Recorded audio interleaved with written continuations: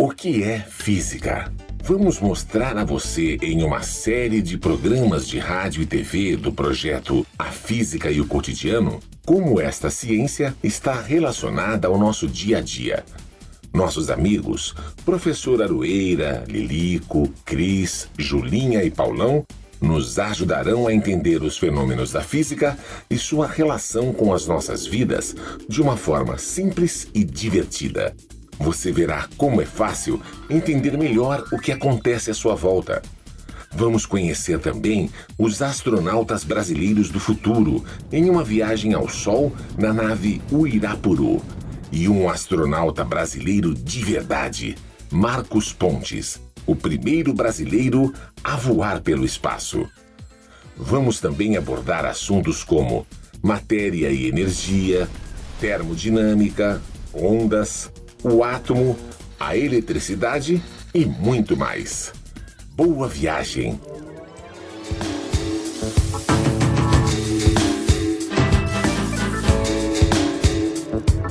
A física e o cotidiano, agora você vai entender como age a natureza em volta de você, teorizando, experimentando, aplicando. Não tem como você não compreender. Velocidade, astronomia, relatividade, quantidade, energia, eletricidade, medidas, tamanhos, imagens e sons, em todas as cores, em todos os tons. Deciframos o universo de A a Z, isso tudo feito pra você. A física e o cotidiano. O que é o universo? Tempo e espaço, movimento e energia, força e gravidade. Partículas, seres animados e inanimados, mundos, sonhos e estrelas, nascem, vivem e morrem. Mas afinal, qual a real compreensão que nós temos do universo? Olá, bem-vindos ao planeta Terra, que bem poderia ser chamado de planeta física, uma vez que é também por meio da física que conseguimos entender a origem e a existência de tudo à nossa volta. A física está mais presente no seu dia a dia do que você pode imaginar. A energia está em tudo o que nos cerca e também em nós mesmos. Como outros seres vivos, somos movidos à energia. Nós a retiramos do sol e dos alimentos para andar, rir, falar, correr, amar, pensar, nadar, jogar bola, enfim, para viver. Sem energia, não somos nada. Vocês já pararam para pensar em como esse fogo é importante pra gente aqui no camping? Ô, gente, nisso ele tem razão. A Chapada Diamantina é bem fria de noite. Fogueira tá quebrando mó galho. É, se não fosse a propagação do calor, aí sim a gente tava passando frio. Propagação de calor? É, Cris. É a forma como o calor se propaga na natureza. Ela sempre vai do corpo de maior temperatura pro corpo de menor temperatura. Então quer dizer que nós estamos roubando o calor da fogueira? É, indiretamente sim. Acho que não entendi. Você tem que entender que o calor se propaga de 3 maneiras: pela condução, convecção e irradiação. O fogo tem fascinado a humanidade durante milhares de anos. Centenas de gerações têm vivido ao seu redor. Dominar esta importante fonte de energia foi crucial para o desenvolvimento das sociedades humanas ao longo da história.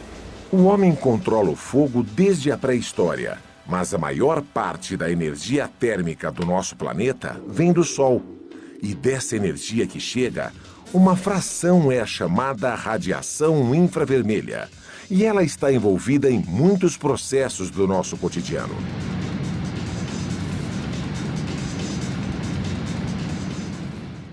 O Brasil ele tem atividades espaciais desde 1961, vai cumprir 50 anos agora, o ano que vem, né? Essas atividades espaciais começaram com o Exército Brasileiro, depois com a Força Aérea. Voei nos Estados Unidos, voei com a Força Aérea Americana, voei com a Marinha Americana, voei na Rússia, com a Força Aérea Russa também. Em 1998, né, houve a seleção de astronautas, era um concurso público. Aí eu me candidatei e acabei sendo selecionado. Atenção, controle terra, missão Pindorama, o Irapuru falando. Iniciando coleta de dados para análise, câmbio. Controle terra na escuta. Prossiga com a coleta do Irapuru, câmbio. Entendido, controle terra, câmbio e desligo. Senhor, já temos as primeiras leituras. É uma tempestade solar. Fantástico. E é das grandes. Mantenha o procedimento. Quero um monitoramento completo das leituras de temperatura, volume e densidade. Entendido, senhor. Vamos entrar para a história, oficial. Quando voltarmos para a Terra, essa espaçonave será a maior fonte de informação existente sobre o Sol. Como se pode ver, a luz é essencial e está em toda parte, presente em nosso cotidiano. O mundo está sempre provocando nossos sentidos, nossa imaginação, através de variados estímulos e formas. Além de aproveitá-los, cabe a você perceber o delicado equilíbrio que há por trás de cada um deles.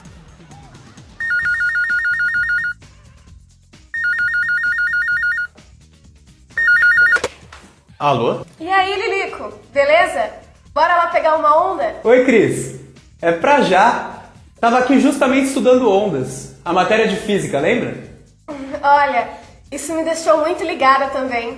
Depois daquela aula sobre ondas, vou até pegar um tubo. Bora lá? Bora lá. Te vejo na areia, então. Enquanto nossos amigos se divertem nas ondas do mar, vamos aproveitar para entender melhor este assunto. O movimento ondulatório está presente em quase tudo o que fazemos diariamente.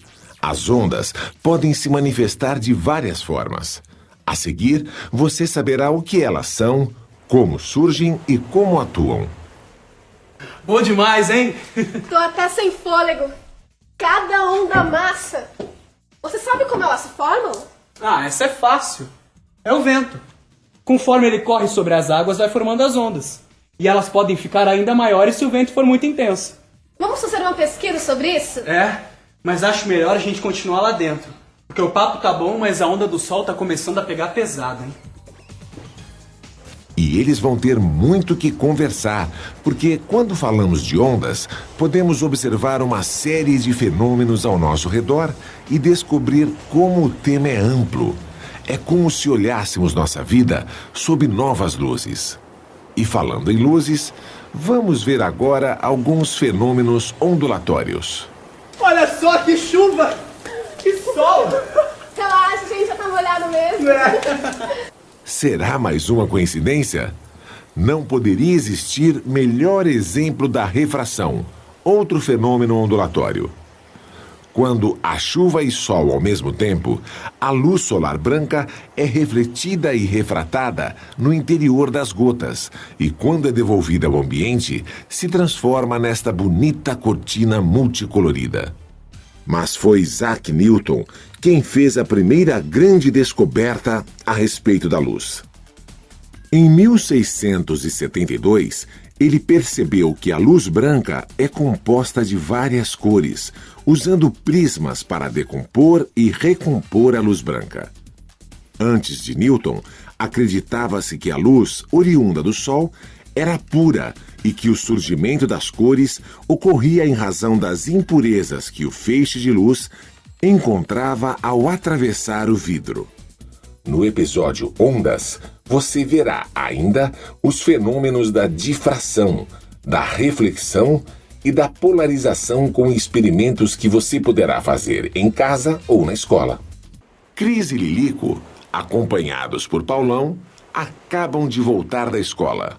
O professor falava sobre ondas. Eu entendi muito bem essa parte das ondas mecânicas. Mas agora a onda eletromagnética que é um pouco mais complicado, vocês não acham? Nem tanto, Paulão. Aqui, por exemplo, para fazer essa pipoca, estamos usando o quê? Um forno de micro-ondas. Sim. Até aí, beleza. Fazer pipoca eu sei. Coloco o saquinho aqui dentro, fecho a porta, aperto o botão e depois lá dentro. Aí que o bicho pega. Qual o mistério? Na verdade, não existe mistério. Mas primeiro vamos entender melhor o que é uma onda eletromagnética. Sabemos que uma carga elétrica Q produz ao seu redor um campo elétrico E. Suponhamos que essa carga elétrica entre em movimento e permaneça com velocidade constante. Uma carga elétrica em movimento é uma corrente elétrica. Ora, uma corrente elétrica produz ao seu redor um campo magnético H. Concluímos, então, que uma carga elétrica em movimento produz ao seu redor dois campos: o elétrico, que existe sempre, e o magnético, que ela produz pelo fato de estar em movimento. Essas perturbações propagam-se pelo espaço à velocidade da luz, seguindo em todas as direções. Esta é a onda eletromagnética.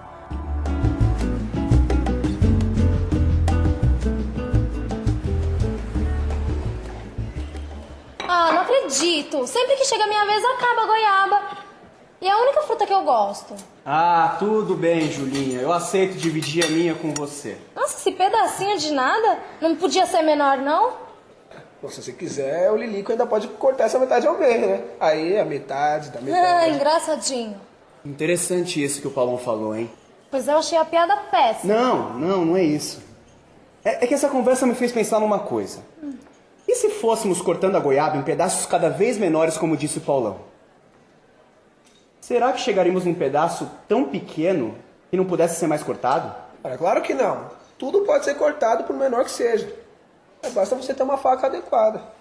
Não é bem assim, meu precipitado aluno Paulão. Professor Aroeira. Jovens, e as frutas, como estão? Eu detestei, professor. Estou por quê, Julinha? Você adora goiaba? Eu vi no cardápio e tem goiaba. Tinha, professor. Tinha, né? Eles comeram tudo e não deixaram nada pra mim. Na verdade, eu ia dividir a minha com ela, professor, mas aí... Ele queria me dar um pedacinho de nada. Acho que não tem nada menor do que isso. Mal agradecida. Desculpa, Julinha, não quero te contrariar, mas o Paulo tem razão. Essa goiaba ainda podia ficar cada vez menor se for dividida várias vezes. Aí, eu disse, tudo pode ser dividido infinitamente. Calma, Paulão, não foi isso que eu disse. É verdade que toda a matéria pode ser dividida em frações cada vez menores. Mas depois de muitas divisões, chegaríamos a algo indivisível. Indivisível? Bom, acho que está na hora de vocês saberem um pouco mais sobre a estrutura dos átomos. A matéria é formada por átomos. O número de átomos de uma simples gota d'água é quase 7 trilhões de vezes maior do que toda a população atual da Terra. Os átomos possuem um núcleo e uma eletrosfera. Dentro do núcleo existem prótons e nêutrons. E na eletrosfera se movem os elétrons. O núcleo, apesar de conter a maior parte da massa do átomo, é muito pequeno. Para se ter uma ideia, imagine um Maracanã, no Rio de Janeiro. Se um átomo fosse do tamanho do Maracanã, o núcleo atômico seria do tamanho de uma formiguinha ou no máximo de uma bola de gude colocada no centro do gramado. Ou seja, o átomo é basicamente formado de vazio. Curioso. Então a matéria é formada basicamente de vazio. De fato, Lilico. Não é curioso? Mas, professor Aroeira, quem descobriu os átomos? Bom, Cris, há milênios os pensadores já pesquisavam a matéria. Como os gregos, por exemplo. Para Tales de Mileto, todas as coisas eram formadas pelo elemento água. Já Anaxímenes achava que o elemento formador de todas as coisas era o ar. Xenófanes acreditava que o elemento primordial do cosmos era a terra, e Heráclito acreditava ao fogo a posição de elemento mais básico. Mas foi Demócrito o responsável pela teoria atomista. Mas o senhor ainda não respondeu a nossa pergunta. É ou não é possível dividir o átomo? E como um átomo se liga ao outro? Calma, eu vou responder. A ideia do átomo começou na Grécia por volta do século V a.C. O prefixo a significa não e tomos significa partes. Então, átomo quer dizer aquilo que não é divisível. Quase 2000 anos se passaram até que o inglês John Dalton retomou a ideia do indivisível. Em 1808, Dalton escreveu um livro chamado Um Novo Sistema de Filosofia Química, no qual apresentou a teoria atômica moderna. Ele afirmava que toda a matéria era formada por um número incontável de partículas indivisíveis e indestrutíveis. O grande mérito de Dalton foi avaliar as características e tamanhos relativos dos átomos, mostrando como eles poderiam se combinar e formar substâncias químicas, como a água. Mas as ideias de Dalton não foram aceitas facilmente. Vários cientistas de destaque acreditavam que os átomos eram pura criação mental, porque não eram percebidos pelos sentidos e nem captados pelos equipamentos. A primeira prova teórica da existência dos átomos foi dada por Einstein em 1905, ao explicar o movimento browniano. Mesmo assim, atraiu pouca atenção e passou despercebida. A grande mudança viria mais tarde, em 1919, com Ernst Rutherford. Depois de bombardear uma finíssima folha de ouro com partículas alfa, ele descobriu que o ouro era praticamente formado de vazios e sua massa estava concentrada em pequenos pontos distantes uns dos outros. Distantes dessa região circulariam os elétrons carregados negativamente, como planetas girando em torno do Sol. A partir dos comentários do professor Aroeira, nossos amigos ficaram estimulados a ir mais fundo em suas pesquisas. E começaram por aqui. O rosto na foto pertence a Albert Einstein, um dos maiores cientistas de todos os tempos, responsável por uma nova era na ciência e tecnologia, com forte influência em todas as áreas do conhecimento humano. Um dos seus feitos foi mostrar que matéria e energia são equivalentes, resultando na mais famosa equação do século. Energia é igual a massa multiplicada pelo quadrado da velocidade da luz. A sua teoria da relatividade, apresentada ao mundo em 1905, revelou muito mais. A teoria da relatividade vai além da física newtoniana ao tratar de fenômenos que envolvem grandes massas e velocidades muito elevadas. 1 quilograma de massa contém energia suficiente para manter o atual consumo do Brasil por meses. Einstein mostrou que o tempo pode ser esticado e o espaço encolhido. 1 segundo pode durar 1000 anos e 1 quilômetro pode ser menor que a espessura de um fio de cabelo. Tudo depende dos referenciais envolvidos. Para mostrar que o tempo é relativo, vamos fazer uma experiência mental simples. Um foguete tem uma lâmpada no seu ponto médio e sensores de luz em cada extremidade. Para alguém com a mesma velocidade do foguete, os 2 raios de luz saídos da lâmpada atingirão os sensores A e B ao mesmo tempo. Para alguém em movimento em relação a ele, os sensores serão atingidos em tempos diferentes. Isto acontece devido à constância da velocidade da luz, que vale aproximadamente 300.000 km por segundo no vácuo e não depende da velocidade de quem a observa ou a emite. Assim, tanto o espaço quanto o tempo devem se ajustar para que o valor da velocidade da luz se mantenha constante. Em outras palavras, o espaço também sofre alterações e é relativo. A Terra é azul, entre outras cores também. Aliás, é uma das coisas mais bonitas. É difícil dizer se a Terra é mais bonita de se olhar à noite ou de dia.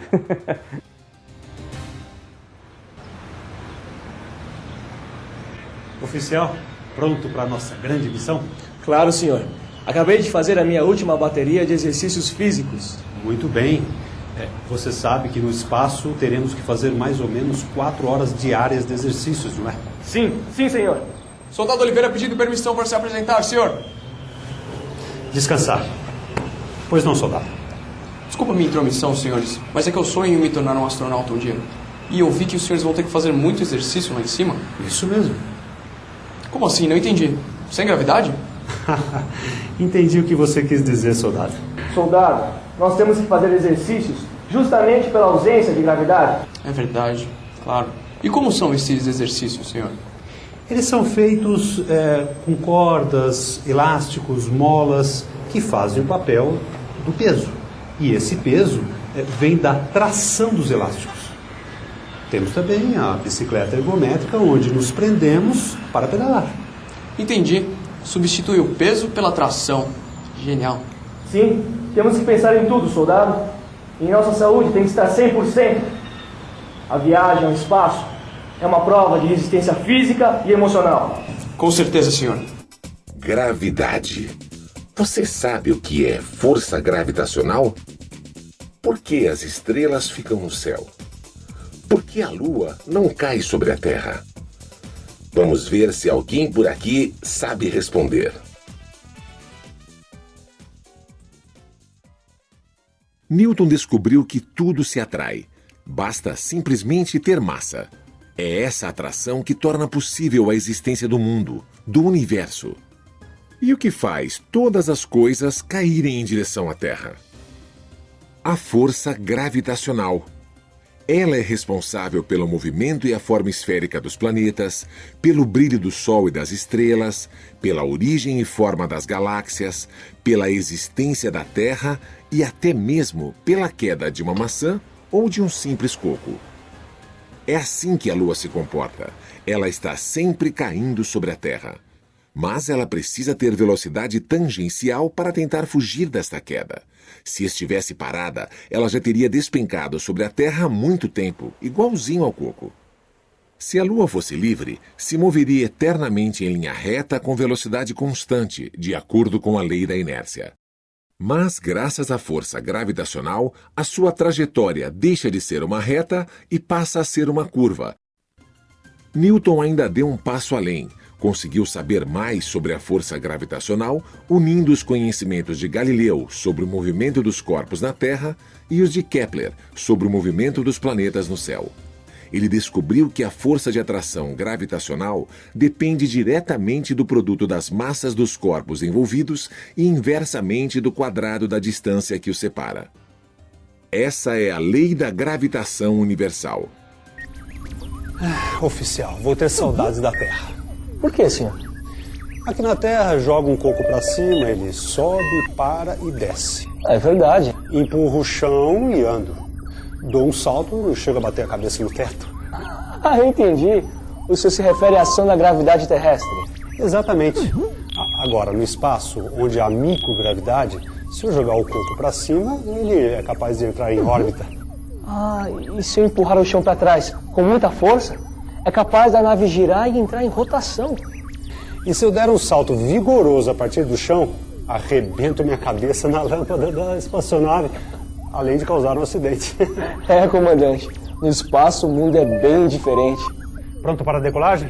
Instrumentos. Nunca estive tão pronto em toda a minha vida, senhor. Instrumentos checados. O Irapuru chamando a central, câmbio. Central na escuta. Prontos para a decolagem? Positivo. Decolagem em 10 segundos oficiais. Entendido. 10, 9, 8, 7, 6, 5. Boa viagem. Boa viagem? Ai, meu Deus! 2, 1.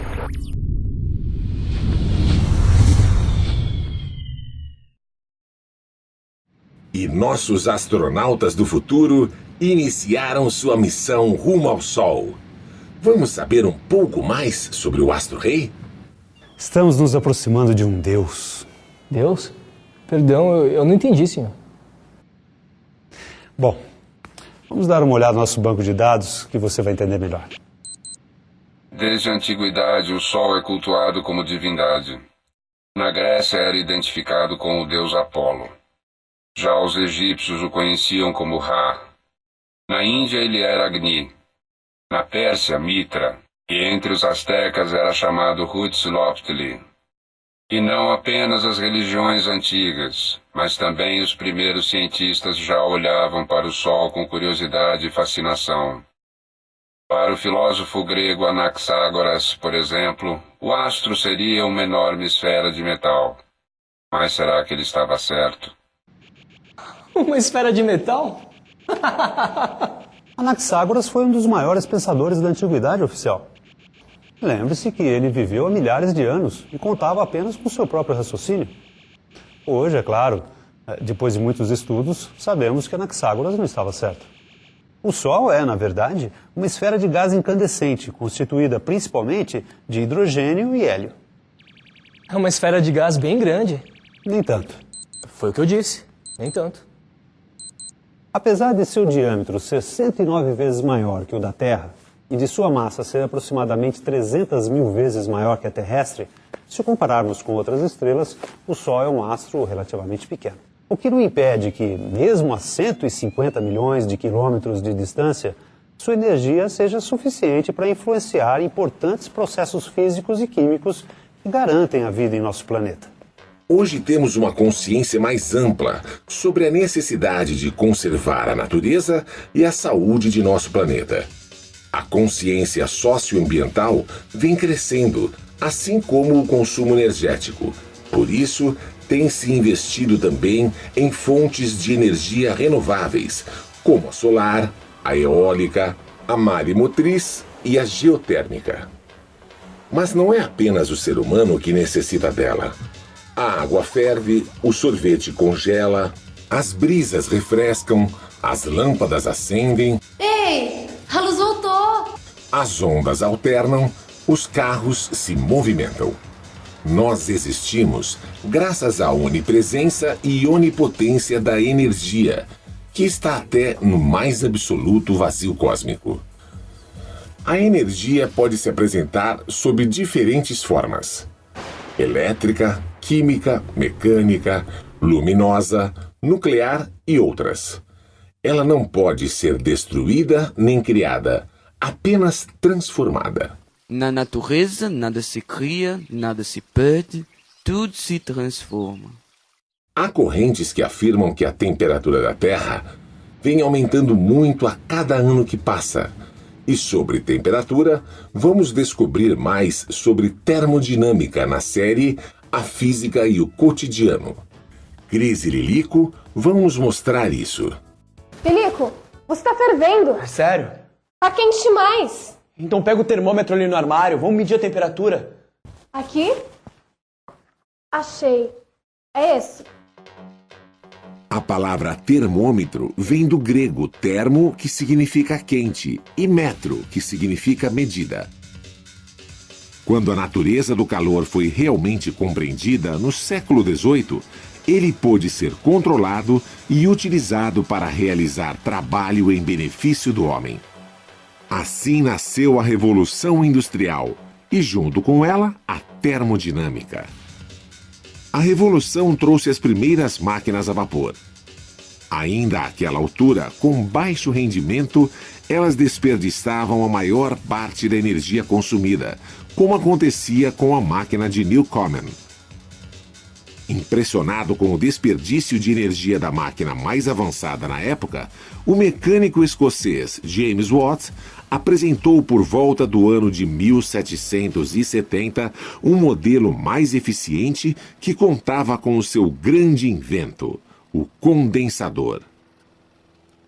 A máquina proposta por Watt foi empregada em moinhos, fábricas de papel, destilarias, canais, no bombeamento de água das minas e logo passou a ser utilizada em locomotivas e barcos a vapor.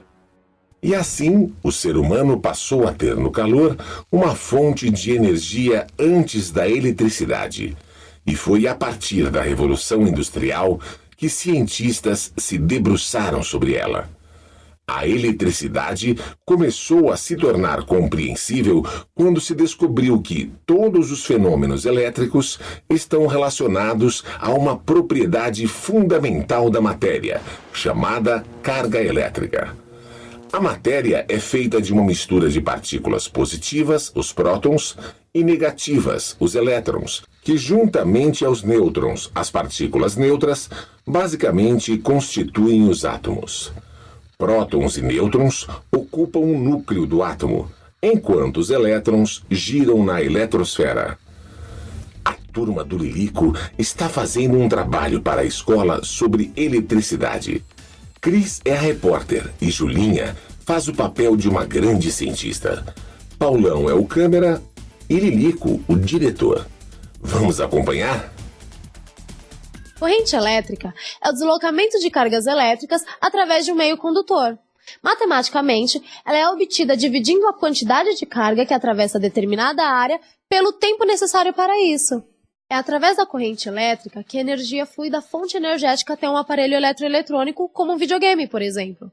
As cargas atuam como pequenos carros de Fórmula 1, transportando energia ao longo do circuito. Como devem se mover facilmente, o circuito pelos quais as cargas transitam são feitos de metal. É por isso que o cobre é tão usado nas instalações elétricas. Em casos extremos, como nos microprocessadores dos computadores, até o ouro é usado para facilitar ao máximo esse movimento. Como você verá, é possível fazer analogias bem legais entre a eletricidade e outros elementos do nosso cotidiano, como a água fluindo através de tubos, corridas de Fórmula 1 e etc. E quanto aos choques elétricos, doutora? Que dica você daria para o nosso telespectador evitar choques? Bem lembrado. Devemos ter muito cuidado ao lidar com a eletricidade. Nosso corpo, apesar de uma certa resistência elétrica, fica bastante vulnerável quando estamos molhados ou descalços. Toda a corrente elétrica deve retornar à Terra, que funciona como um grande reservatório de cargas. Ela sempre vai de um ponto a outro, procurando o caminho mais fácil, de menor resistência. Durante um choque, esse caminho pode ser inofensivo ou fatal, a depender da intensidade da corrente e do que ela encontra pela frente. Se uma corrente intensa passar pelo coração ou pulmões, paradas cardiorrespiratórias ou até a morte pode ocorrer. Portanto, é preciso ter muito cuidado quando o assunto é eletricidade, principalmente no manuseio de chuveiro elétrico, de instalações elétricas e aparelhos eletroeletrônicos. Somente um técnico profissional está habilitado a fazer manutenção com segurança.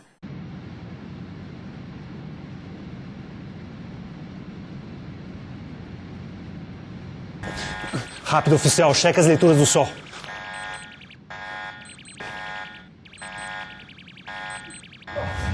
Senhor, precisamos sair desta área. A tempestade solar está ficando cada vez mais forte. Muito bem, oficial. Manobra bom bordo. Vamos retornar.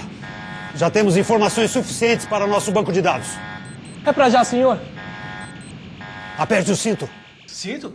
Que cinto? Espera aí. Vai devagar.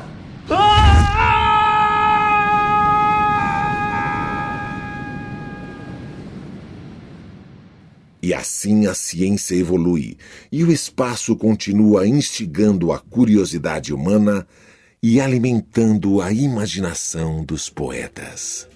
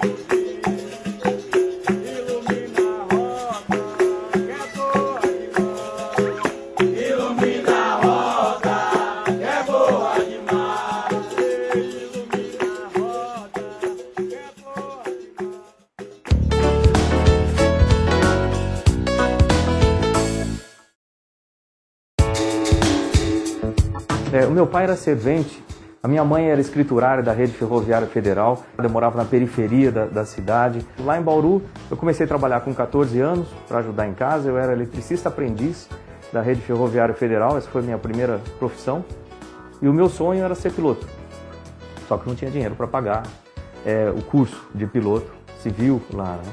E eu lembro que os pilotos da época falaram, por que você não entra na Força Aérea? Que você gosta disso, de repente lá você vai ter uma carreira e etc. Eu estudei basicamente a minha vida toda em escola pública. Havia um respeito muito grande pelos professores, o que eu acho essencial que exista. E a melhor coisa que você tem para te levar para frente é justamente a educação que vai te dar uma base sólida, concreta, para você crescer na vida, ter conhecimento, ter satisfação nas coisas que você faz, etc.